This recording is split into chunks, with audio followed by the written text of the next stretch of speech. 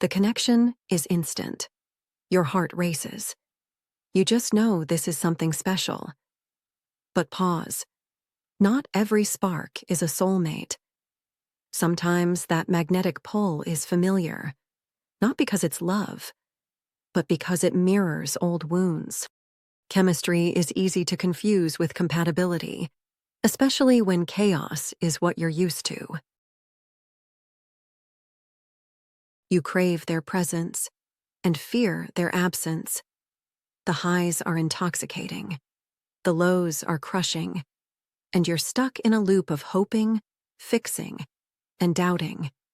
This isn't a conscious choice. It's your nervous system replaying an emotional pattern it learned long ago. And in trauma bonds, love and survival get tangled up. Ask yourself, do you feel addicted to the relationship, even when it hurts? Do they pull away after moments of deep connection, and you find yourself chasing? Is your self-worth shrinking the longer you stay? With trauma bonds, pain gets mistaken for passion, and neglect can feel like a challenge you need to overcome. True connection feels grounding, not destabilizing. You don't have to perform, you don't have to guess, and you don't feel afraid to ask for what you need. Chemistry might get your attention, but emotional safety is what builds love that lasts. You don't need more sparks. You need more peace. When it feels like fire, ask, is this warmth, or am I burning? You're not too sensitive. You're not asking for too much. You're waking up to what doesn't serve you. Start choosing what's real, not what's familiar. Because love should feel like healing, not survival.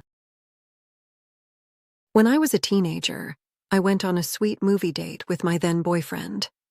We laughed, held hands, and had a genuinely good time. The very next day, he showed up at my house and dumped me. Said I was too nice. That he needed a girl with more edge. I was young, confused, and heartbroken. I kept wondering what I had done wrong. Years later, in college, I found out he had been diagnosed with bipolar disorder. Suddenly, it clicked. It wasn't that I lacked something. It's that I couldn't give him the chaos he was addicted to. And that's when I realized, sometimes relationships fizzles not because you're not enough, but because you don't recreate the instability someone is used to.